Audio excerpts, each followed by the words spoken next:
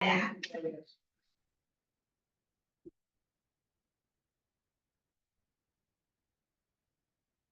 the wind got me in the office too. Paper did work. All right. It is officially 6 p.m. now. Let's call the meeting to order. Board roll call, please. Julie Thal. Christopher Webb. Robin Kissel. Michael Cornelia. Okay, so all are present. We also do have a couple others that are here for the board position. Kayla and Stephanie are both here as well. Of course, the district manager and our director of administration. Approval of the agenda. I'd like to make a motion to approve the agenda for tonight's meeting. Thanks, Michael. Second. Thanks, Julie. All in favor? Aye. I said that. Okay. Sorry, softly. That takes us to number 4, public comments for non-agenda topics. Each speaker is limited to 5 minutes and needs to identify themselves, the full name and address.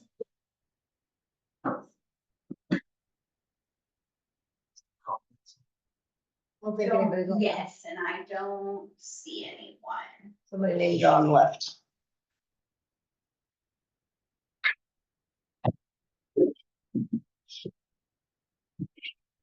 Okay, there is no one doing public comments at this time. So let's take it into new business. And first action is A, appointment of a new board member. We do have 2 letters here in our packets. Just everybody's had a chance to look at them. Any questions for either candidate? No questions. I have some comments. Do. Okay. I just want to make you both aware that as a board member, there's a lot of reading. We got this yesterday and it was like 78 pages, or you may get 112 pages. Hopefully that's gonna go down, but just so you know, and you know, aren't signing up for, I'm just gonna come and help do things. There's a lot of reading. So just so you're aware. I guess on that comment, like this is a temporary position until next year, May 2025. May 2025. This year both. Yes, are, this is probably aren't. But then there's a vote for a new board member. the election.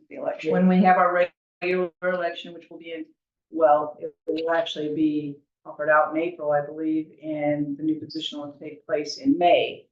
Or the new board members or incumbents or whatever. So by all means, please, if we can only pick one person tonight, but I would really encourage you both to make sure that you apply again. For there's gonna be 3 vacant positions or 3 positions. She said. It's still up for election. We still have to like decide who goes for where, but that's where. Oh, yes. So with that said, I'm gonna ask if the 2 of you wouldn't mind stepping out to the lobby while we have a discussion. Do you want to let them say? Oh, you know, that's a wonderful idea. Would you, either one of you, like to say a few words? Whatever you want. You know, I've lived here for a very long time.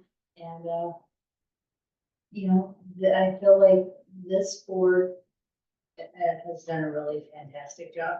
I just want to give you guys some kudos. And that would be a pleasure to be a part of it. Thank you. I have not lived here as long. Stephanie was my first name right back when I moved here, actually.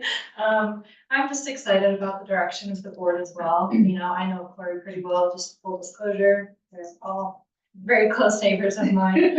I'm just excited about the opportunity to even contribute. I really love what you guys are doing. Love being a member of this community. I'm just excited to be along for the ride. Yeah, and I guess if we're disclosing, I'm also, you know, like, we're all still in the hood together. There are at least 4 people in this room that live within a quarter mile of each other. Yes, that's true.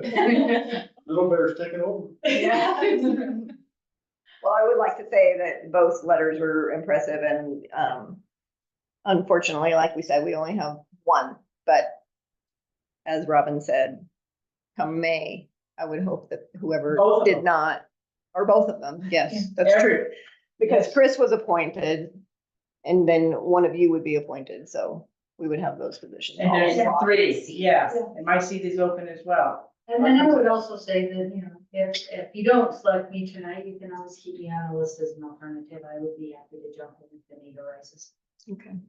Excellent. That would be good Thank too. Thank you. All right, well, we're out of here then.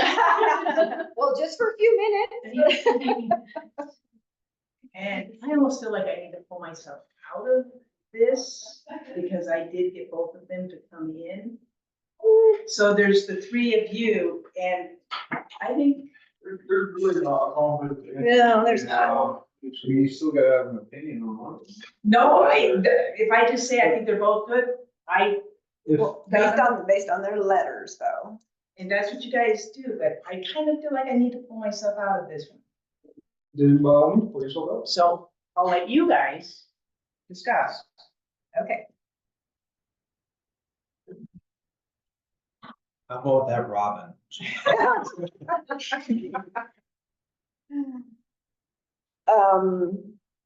I did like both of them, but my preference is Stephanie. I like the fact that she's been on, done everything that she's done. Budgeting, training, utility permitting, all this kind of stuff. She's gonna replace Corey. Hmm. Sort of.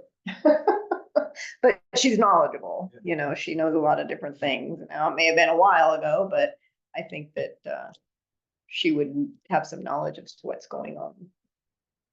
So I would actually say Kayla, just because of the way when Guy was leaving and, you know, throughout the last year, we've tried to make it turn towards recreation. And with her having two kids, she has two kids. Two. Like, I value young families, again, you know, like having an investment in the community and maybe having good ideas on where we should go with recreation. You know, living here, we all do, but having young kids and having that input, I like that. You know, Makes sense. I definitely was impressed with both their resumes, but I just can't help but thinking, you know, Forest Lakes is water, sewer, trash and roads. And Stephanie's got experience with the CDOT and utility permitting, acquiring easements, crossing agreements, grants. I mean, I'm just kind of leaning towards Stephanie. She just seems like it'd be a pretty good fit. so I guess on the opposite side of that, she's a board member. She's not an employee. She's not writing grants. She's not, yeah. I found it valuable to have somebody like you who have a lot of knowledge in a whole bunch of different things. And you, when Corey was a board member, he knew so much. And I know minimal, you know, I'm just trying to, Budgeting. yeah. So for me, having somebody pretty knowledgeable, I think would help. And I think that's kind of helped this board come to where it has. You're extremely knowledgeable in a whole bunch of stuff. A lot of great opinions about how things are in the district. So, my vote, I don't know if anybody else wants to comment. Cause there's only three of us, I so, wish Robin would stay. yeah. I totally understand what you're saying, and that's why I'm hoping that maybe during May, Kayla would definitely come back, or Stephanie. Yeah, I mean, they both seemed great. From my point of view, it's nice having a board member that I can call upon if I need help with something. If I'm struggling, trying to figure something out. So it's nice having a board member that is knowledgeable, that can, hey, I have a question about this, what's your experience? That's. Yeah. Food for thought. I mean, I just kept going back to the, you know, like Guy was saying, you know, we're pretty basic subdivision, you know, it's just, Horse Lakes is providing water, trash, roads. And Stephanie seems like she's got a lot of knowledge and just experience. So if we're voting, my vote's for Stephanie. Me too. This, And this decision has to be unanimous. Pretty sure. Yes, that's Everyone's, for an appointment. everyone's gotta be on the same page. That might be difficult, because I really feel strongly about why I like having, again, younger person invested in the community, has kids, you know, that sees this as a place that she's raising her kids, and will make decisions based on that. Like the growth of the community for her family, the stabilization of the community, and keeping it moving in the right direction. And that's just, you know, really it's kind of why I ran for the board too. Like, you want to see this place do well. And when you have a family, there's a buy-in to it.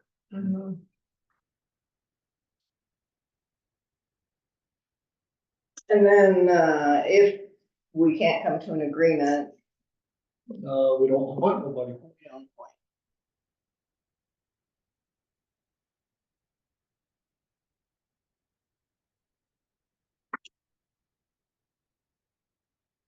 Any feelings? So Robin knows them well, or just because she brought them in?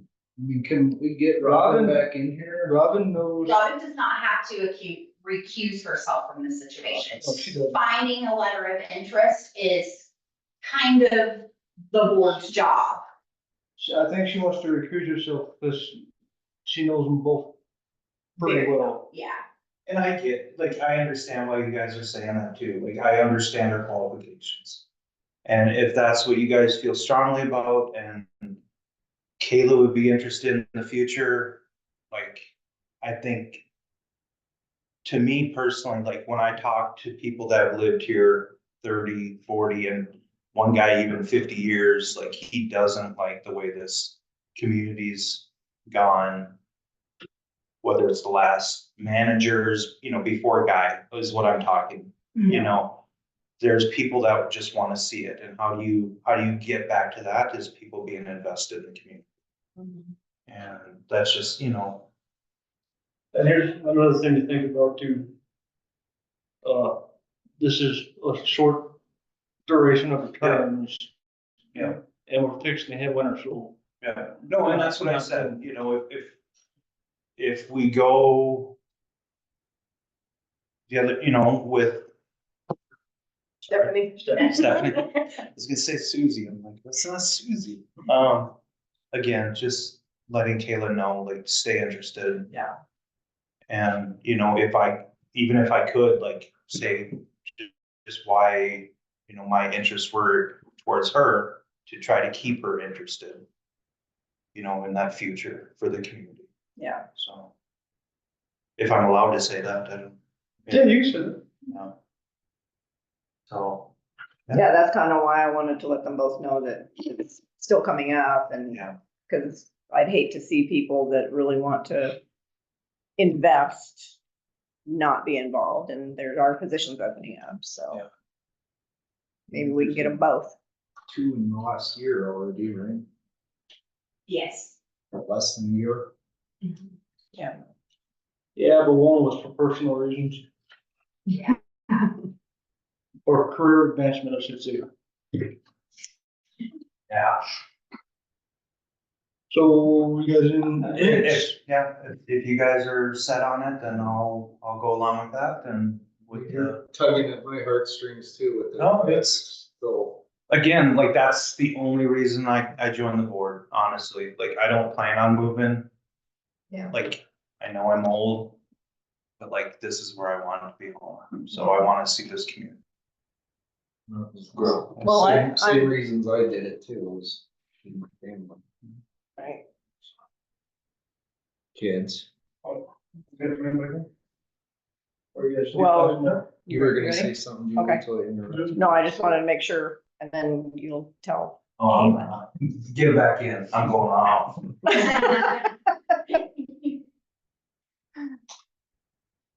Record this shit. Yes, we are. I apologize.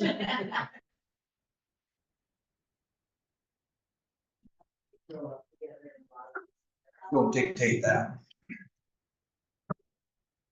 I should leave now. Position's a good deal. Yeah, you're ready off the I'm off, yeah, you're right. Perfect. Okay. Thank you, these are the documents. And I will do the swearing in. First, we need to let you know what. Yeah. There's no names on these yet. Be a vote on doing one. Yes, okay. So back to the agenda here. Appointment of the new board member. Did we make a decision? We did. Okay, may I have the decision and then we'll vote if everybody is in agreement about it. We voted on Stephanie Okay. with a very difficult decision because we really would like to have both of you. Okay. So all in favor of having Stephanie as the new board member? Aye. Aye. Who seconded that? Okay, Michael, I'll second. And okay, mine was the motion. Make a motion to Mine. appoint Stephanie. Okay, I make a motion that we appoint Stephanie Bosley as the new board member for Forest Lakes. I'll second that, Michael. Okay, now we're on top of it. All in favor? All in favor? Aye. Perfect. Okay, congratulations. But Michael has something to say. So we had to come to a unanimous decision, but I want you to know that you being a young mother, having kids is exactly the reason maybe I joined the board. You know, you want to see this community thrive, you want to see it do well. Some residents have seen it take a turn. Hopefully, we're turning back the other direction. So please stay interested. It's less than a year away. One of our goals, hopefully, is to make that transition into stabilizing everything and turning towards recreation. And you with young kids, you know, like, you may have some valuable input at that time. They're big fans of recreation. Yeah. Yeah. So, you know, and I appreciate you, you know, I don't remember how many years you've been here, but 1997. it takes a lot to say, I've been here this long and now I want to join the board, even though you know board members get their teeth kicked in and accusations online and, you know, like it, you know, you're doing it for the right reasons. So both of you. Yes. Thank you. Yeah, absolutely. Thank you for the opportunity, Yeah. guys. We- You You can You stay. can stay if you Up to you. Sure. Great. We're just So, going over the audience. which is good, I didn't Yeah. know, yeah. So we're gonna swear you in. Okay. So I'll, do that now and I'll ask, Stephanie, if you raise your hands. My hands? My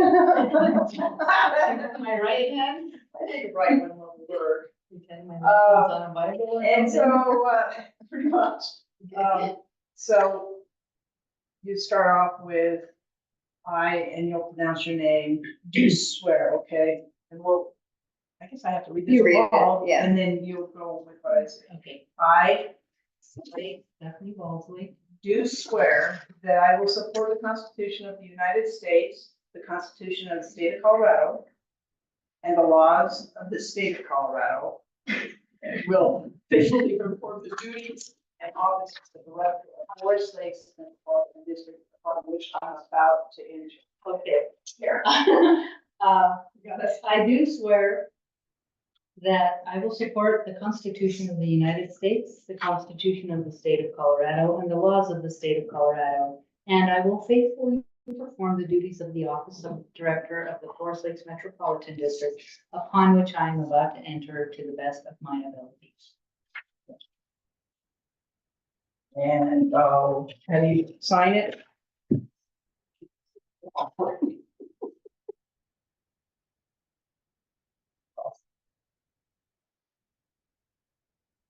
We'll get new chairs. Perfect. Thank you. We'll let Michael get back in his seat and then we'll meet you at the table, Stephanie. Okay. Oh, I can sit in this chair. No, take this one. Okay.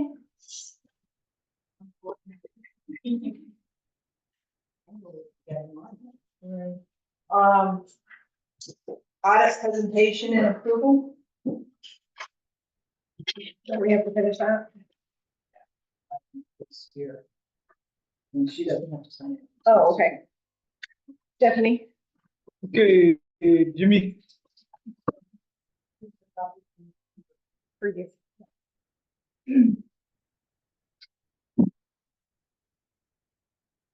ready to move on to the audit presentation? Yes. Yeah. I'm sorry, can everybody hear me now? Yeah. Yes, sir. Thank you. Good, I had problems unmuting my mic. Good evening, we're pleased to be here. We're pleased to be the district's auditors. Before we start the presentation, we want to acknowledge the staff and Leslie's help in preparing the audit and getting us to this point where we're ready to send it to the state. I think there's a good overview of the audit in the letters to the board. The first one is required communication to those who are governing the district. That letter has significant audit matters in the middle, and that's where I would like to start.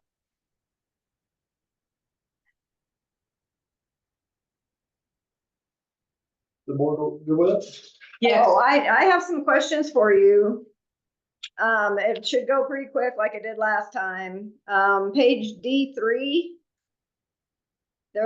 Under budgets, it says we're in the violation of the Colorado statutes. Are we in violation or did I misread that? No, you're in violation because the general fund overexpended its budget because of the capital lease.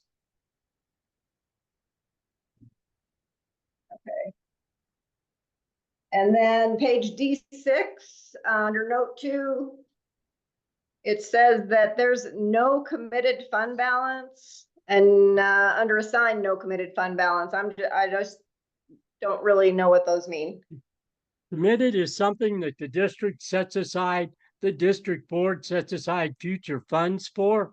So you could commit fund balance to maybe a new recreation center or something like that, a future expenditure of money that's done by board resolution or board ordinance. Assigned is something that the board could do or management could do to say, this is what we'd like to use our funds for in the future. Some like we'd like to assign money to perhaps stock the lake next year with fish, something like that. It's just a designation that is set up by GASB, who sets the rules to kind of carve up fund balance. Okay, thank you. Page D7, compensated absences. It says the district is evaluating the impact on financial statements from June 2023. Yeah, basically, GASB again sets the rules. GASB has put out a new pronouncement, which needs to be implemented next year. And basically, it changes the way compensated absences are measured. And next year, the general fund will recognize compensated absences as part of its liabilities. Right now, that's out in long-term debt. Also, any of the leave that it is anticipated an employee has earned and will take over the remaining employment is now accrued, so sick leave, a portion of sick leave is accrued. Okay. Statement number 102, under the GASB. Yeah, that's GASB. District's evaluating the impact of financial statements. Yeah, I mean, it's just, again, that's pretty standard language when you put this in here. And we will be talking to the district or whoever your auditors are about what effect this will have on the financial statements in 2026. Okay. D8, major components.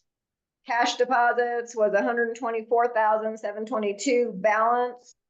And we're carrying a balance of 82,544 as of December. Is that an issue or anything that should be flagged?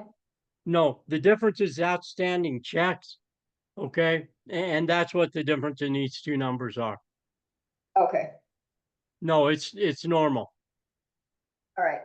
D13, note 6, long-term obligations. It's mentioned something about the district is borrowing from one place to another. Are you seeing an issue with that? Are we not putting it back, or? Where, I'm sorry, D13, note 6, okay, and what paragraph are you looking at? long-term obligations. No, I know, but which paragraph on D13? It's on page 38. Let me find it real quick.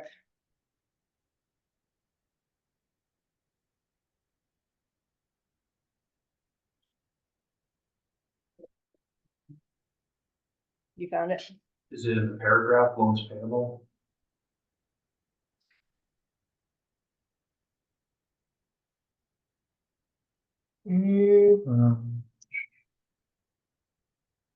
Definitely. Debt from direct loan. Oh, maybe that's, okay, I'm sorry. Yeah, so that was just the headline there. The loans payable, not in compliance with requirements to provide audit financial statements by April 30th. So that was on this Yeah. building? Yeah. Yes, that's on that building. And when we talked today, Corey and I, we suggest that you get that changed from April the 30th to something that's more realistic, like July 31st. That's what we see most governments have. April the 30th is a pretty short deadline. Okay, And we have been out of compliance and the bank has not said anything about it, but they could. right. Yeah, Yeah, they didn't waive it. We asked them to waive it last year and they specifically didn't. But as long as you're making payments, I don't think they're going to get too antsy about it. okay. And just a couple of other things on your page 3 letter here at the end. I had it on page 70 here.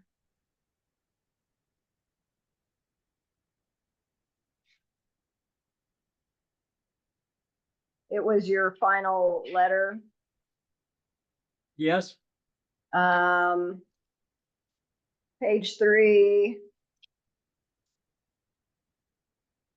You're talking about written accounting procedures, that we need to have controls in place for these written accounting procedures for new hires and whatnot. They're implemented. There's no. Correct. That's fun. How are they implemented if they're not on paper? We have procedures we follow, we just haven't, we made quite a few changes since Guy came on board, as y'all are aware of. Some of those things were not being followed previously to Guy. We implemented changes, we just don't have them on paper. So we are So aware of if you put them on paper, it helps with training new staff. It also will show you where controls might be needed or where controls are just too much. Yes, sir. and Daryl could get another job and then you're gone and we have no procedures. Oh, I am not arguing, Yeah. 100% it needs to be there. Yeah. I think it's just, there's always been something else, but it will be a priority. Or just, on a daily basis, as you do something, just document it on a document and then you can tweak it later and Yes. yeah, that will take care of that. On the first page of the letter, significant audit matters, says RSI. Can you just explain what RSI is? That's required supplementary information.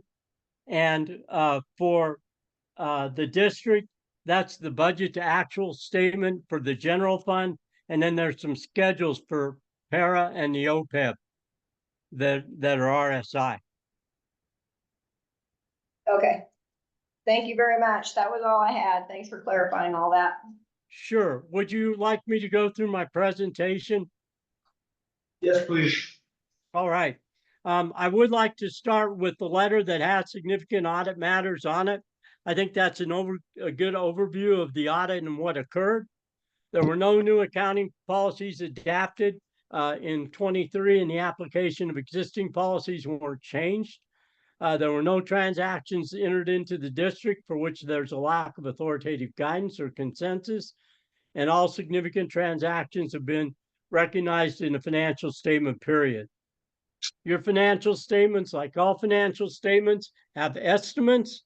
The most significant of these is related to your pension and OPEB, and the most significant of that estimate is the return on assets, which is set at 7.25%.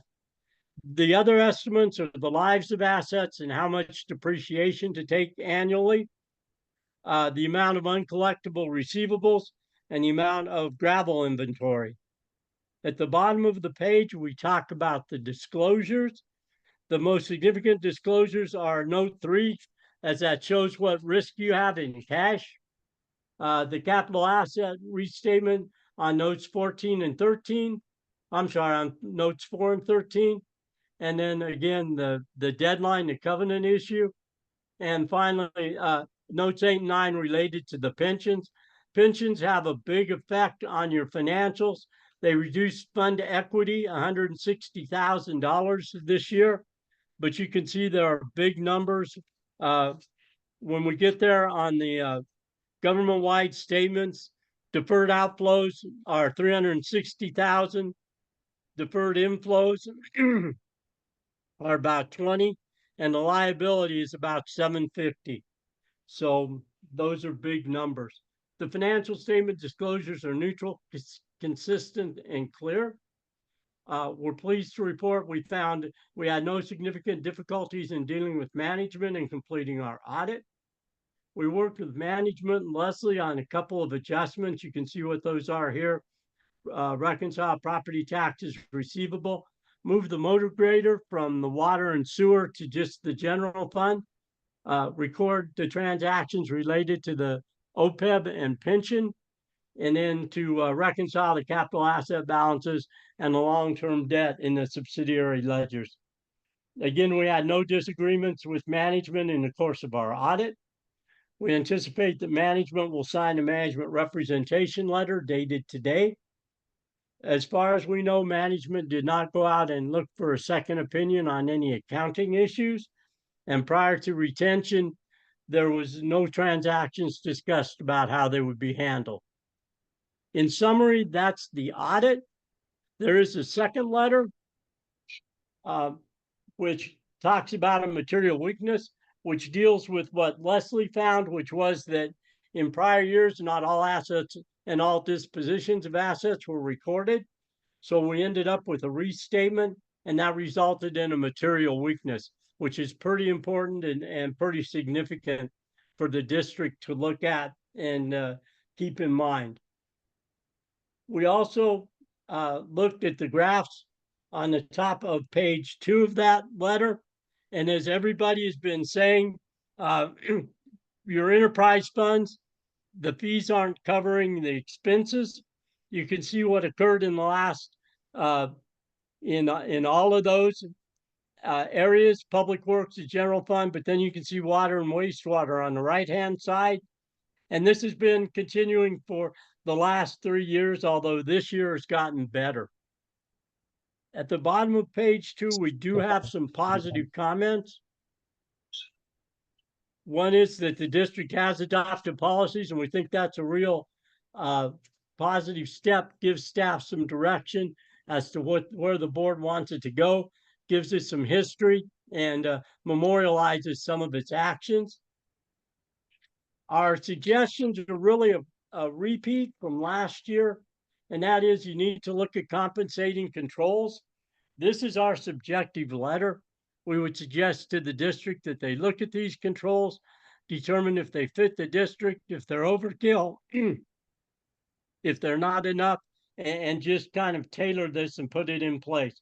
And finally, as we discussed, we think you need written accounting policies and procedures. Those are both of the letters that talk about how the audit went. I want to quickly go through the audit, but before I do that, are there any questions on what we just went through? Okay, I would like to start on the financials, and I'd like to start with our opinion. Oh, go ahead. We have a question. Oh, we have a question. Does everyone understand what he meant by the material weakness? Why we received the material weakness? No. So, can I explain that a little further, Jimmy? Sure, please do. So they understand. So on our asset keeper, we were still showing things that we had sold.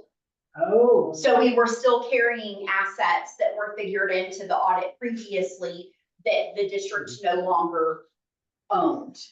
So Leslie caught that as she was working through some of the audit things that were requested from Jimmy.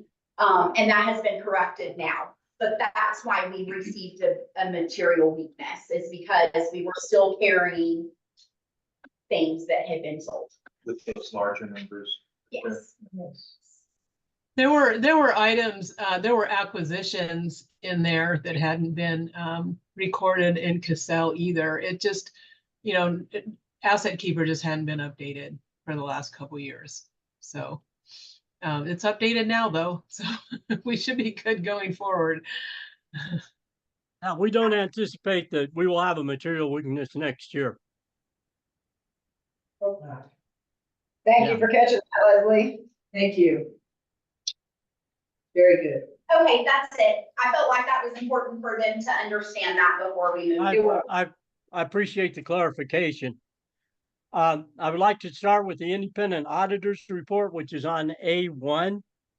This is our opinion on the numbers and the disclosures that follow. It's a clean opinion. It's the best opinion you can get.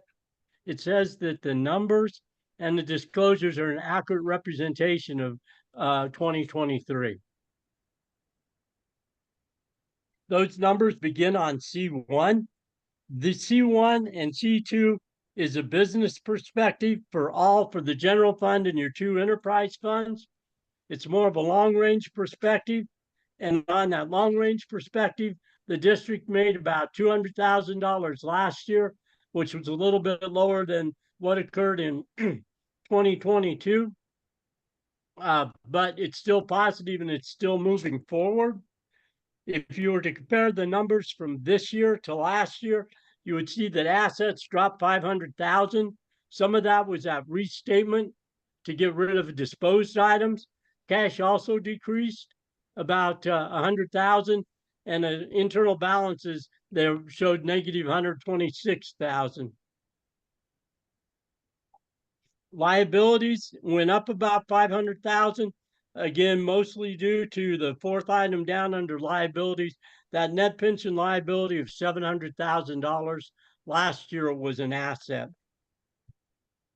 You can see on page C2, this is a net expense format. On the left are the expenses. In the middle are the grants and charges for services that offset some of those expenses. And then there's a net expense amount in the middle. Again, both columns have negative net expense amounts. When we would like to see the enterprise business type activities be positive. Overall, the governmental funds lost 25,000 on the long-term perspective, and the enterprise funds made about $225,000. On C3 is the general fund, and this is basically on the budget view, asking, do we get enough money in to pay our bills, including principal on debt service, and enough money in to purchase the capital items that we wanted to purchase. If you compared this again, C3 to last year, total assets went up about $250,000, mostly due to an increase in property taxes receivable. Actually, that was a shift from the enterprise funds to the general fund. And then we also have liabilities dropped a little bit down to 145.4. And so the difference, really, the big difference between this year and last year was last year there was a $440,000 transfer, if you remember, to get the wastewater fund to where it was healthy and could survive. At the bottom of C3, we kind of talked about this. I just kind of like to go through the fund balances. The sixth, you have 100,000, which is called non-spendable because it's already been spent, but will be used next year or in 2024. And that's prepaid expenses and inventory. Then there's a couple of restricted fund balances. Emergency reserves is the Tabor 3% restriction, and conservation trust funds have to be spent for the purpose of recreation. Overall, your unassigned fund balance you can spend on anything, is about 2/3 of your total fund balance. If you look on C5, here's the in quote unquote income statement for the general fund. Revenues from last year increased about 100K, and that's in charges for services and net investment income, both of which increased. Expenditures increased $200,000 though, again, mostly because of paying off the lease and entering into the new lease. Overall, the general fund lost about $61,000 last year. If you go to C8, comparing the water and the wastewater fund, you'll see that that fund made about $225,000 last year. Overall, again, because of your asset issues, total assets decreased 600,000, 400,000 of that, which was capital assets. Cash went up a little bit, about 80,000, but property taxes receivable dropped 350,000 and moved over to the general fund. Liabilities are up about $200,000, again, because of that pension liability. And so overall equity went up that 225,000, and that's shown on C8. Charges for services were up slightly. Expenditures were down slightly in both the water and the wastewater fund in total. Pension and OPEB income is half of what it was last year at 53,000. Tap fees were dropped from 160 to 81,000.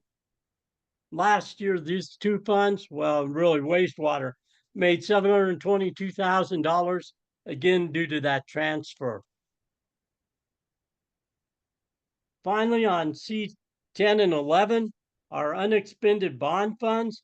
In last year's management letter, we suggested you talk to your attorney and see if you can make these as cheat funds for the district and that the district can hold on to these, or find out if you need to return these to the Great Colorado Payback.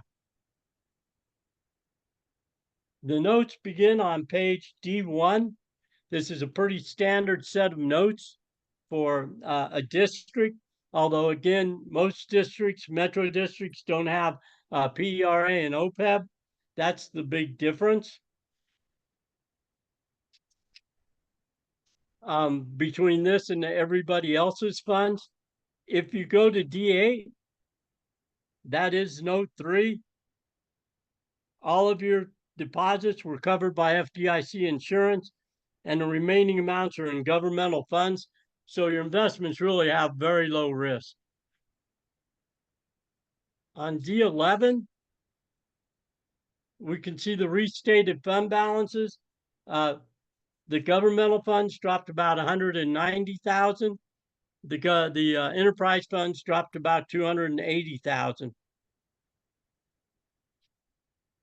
On D13, simply that table at the top, you can see that we moved, or the district moved, the motor grader from the enterprise fund, or partially from the enterprise fund, and all of it now resides in the general and the governmental activity funds.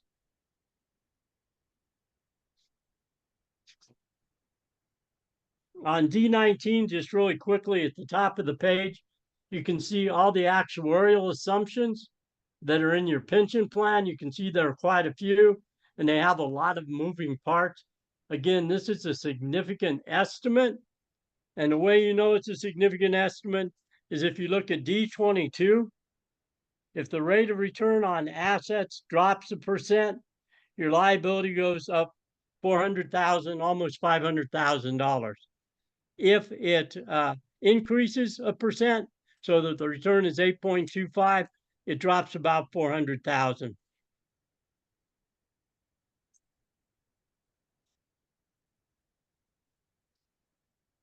So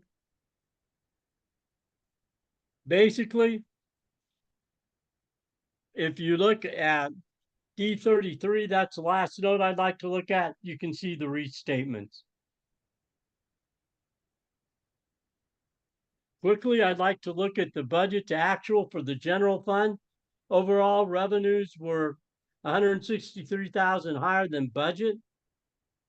That was mostly due again to those lease proceeds. Sales of assets was budgeted at 75,000 and there were none. Expenditures were about 205,000 over budget, but again, that's because of the principal payments. Without those principal payments, the district is within about 45K of how it reports fund balance. Jimmy, what are we supposed to be looking at right now? I'm sorry, E1, which So is Jimmy, the general fund budget to actual. Go ahead. ask you a quick question here. So because that the number that blows the fund balance is debt service principal, we don't need to do a supplemental allocation, right? No, I wouldn't do a supplemental appropriation. I think you're okay. Okay. All right, because it's current funds are all right. Yeah.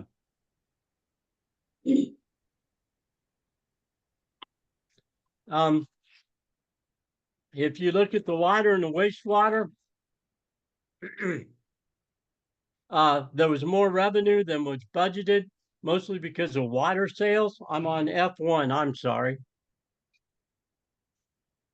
Expenses were 86 below the budget. You spent less.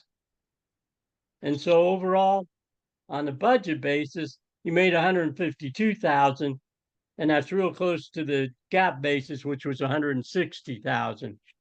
If you look at the wastewater fund, revenues were down about 16,000, mostly due to tap fees. Expenses were down 49, which is wastewater treatment and the principal debt service because it got moved. And capital outlay was overexpended about $70,000. On a budget basis, the district made 33,000, which compares to 65,000 on a GAAP basis. That's a pretty quick nutshell of the financial statements. Are there any questions about this, please? Could you do that over again? Just kidding. Oh, I'd be happy to. I love this stuff. So could you explain to us, Jenny, why we're different than other special districts as far as the OPEG that you were talking about? Why do we have that and other special districts don't? Because the para system is set up really for state employees, school teachers, and then there are some governments like yourself which are in para. So if all government's got is a 401k, then you're not going to be reporting all of this para information, which is basically notes 8 and 9, which are, as I said, you're looking at it, really about 16 pages long of notes. There's nothing wrong with it. You're just providing your staff with a better pension than a 401k. Okay. So it's not a negative thing that. No, it's not a negative thing. It's I just just had to you don't clarify. see it a lot. Okay, perfect. Thank you, sir. You're muted. Leslie. And another difference that you see in the financials because of that is just, there's a lot of extra balances on the balance sheet. If you look at the liabilities, you'll see a lot of pension liabilities on there and they're big numbers, but it's not really real numbers. It's not like the district is ever going to have to pay out, $300,000 in pension liabilities. Right, Jimmy? I mean, it's reported, it's actuary numbers that you're required to carry on your balance sheet, but it is actuary. In theory, though, at some point, the district's all of the members of para are gonna have to make it whole. And the issue is it's a very long-term liability. It isn't something that's gonna have to be paid tomorrow. And who knows, 30 years from now, where the stock market and where investments are going to be. And that's the other piece of it. So you're right. To some degree, it's kind of a number that doesn't have a lot of stability or a lot of meaning for today.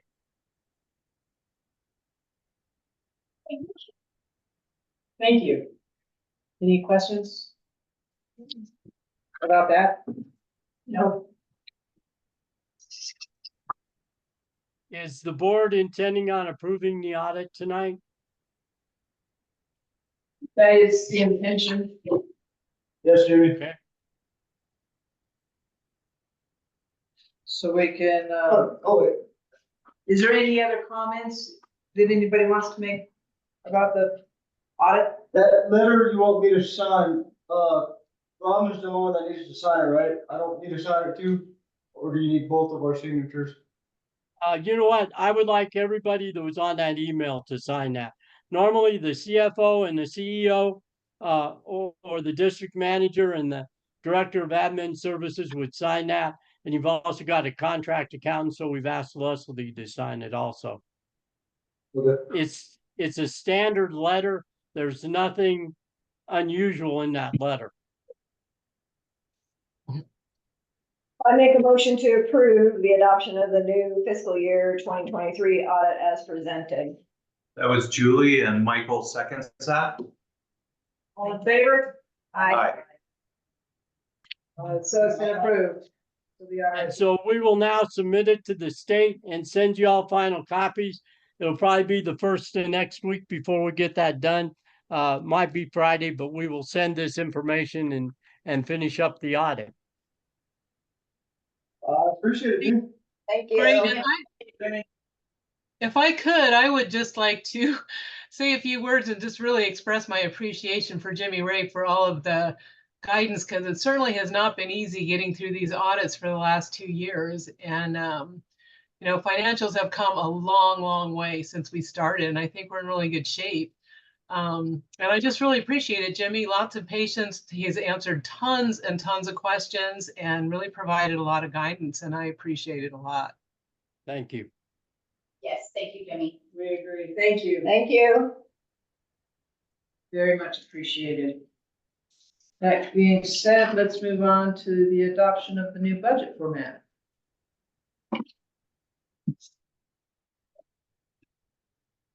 You wanna head this one up or would you like me to? I beg your pardon? Would you like me to hit up the format change or you wanna tackle it? No matter to me. I'm here if you need any comments, but you know, go for it. Oh, I didn't know, Guy started down this process of reformatting the budget, so it's a little more broken out. We know where our money is actually being spent on versus it all being compiled together. Leslie, Sean and I put a lot of time trying to carry it forward, and what we're wanting to do is I'm having a hard time starting with 2025's budget until we adopt a new format. Cause we have to go in and, we're adding new, GL codes, sorry, lost my train of thought there. So right now, we're working with 3 different numbers and it's really driving us nuts. So by adopting this budget format, that will make it to where you only have one group of numbers that you'll be following in the future, is that correct? Yes, Okay. and it'll have a better breakout of where money is being spent. So it's a cost code, basically. Yeah, so Correct. these numbers are all associated to Excel, which is what we're using to manage where money is being spent. Right, so when they go out and buy something, or we hire a contractor to do something, it's in the budget and it's under, say, computer supplies. So we budget $600 under that GL code for paper, ink, Computers. And then that way you can know what you have left. and then we could track, okay, we're nearing like $600, stop printing off, board packets. So the budget format that Forest Lakes has used for as far back as I've looked at minutes and resolutions, Yes. it has been a very general format. There were basic categories, outside services, operating supplies, repair and maintenance, very general GL codes. That doesn't give you a clear picture of where money is being spent. This expanded format really is going to help us pinpoint money. It's not gonna be those general categories anymore. Corey and I have talked extensively, and Guy prior, who kind of got this ball in motion, and Leslie. We don't wanna overcomplicate things, like we don't need a budget that's comparable to Bayfield, but we need a budget that works.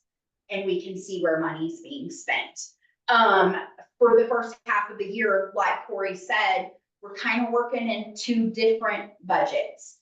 We're all learning. You have a new district manager. Myself is new in this position, only 6 months out. You have 2, new directors over running the shop. This is really going to help all of us know where the money's being spent. Any questions or comments that? So this would be for the 2025 budget, right? Or would it be implemented as of It's gonna be now? reformatting The 24 remainder and of moving 24. forward.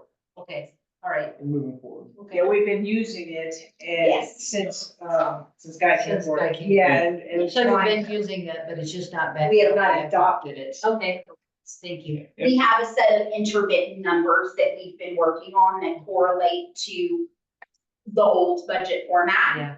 So for Corey especially, just coming on board and already needing to start a 2025 budget process, this is extremely important.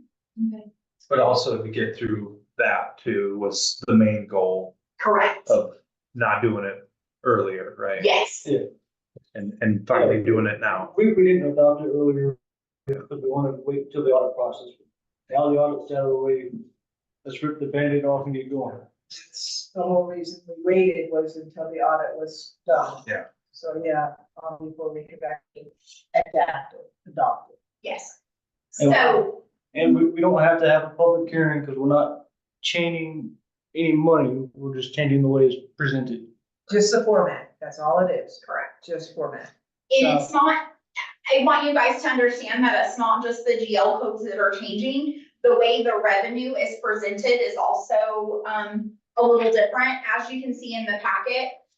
It's broken down into, revenue sources is different. Is that the right word, Leslie? It is, well, there are categories of revenue now, and it's like in budgeting, there are a lot of things that you wanna see, okay, what's our total charges for services? And you wanna maybe kind of break out categories of expense of revenue, so that's much more broken out in this budget, than in the old budget. I think it also summarizes the budget a little better. The summary page gives you a pretty good quick view of where everything is in the different categories. But then if you want to see the detail, there's a really good detail page behind it. So you can always go and see where that comes from.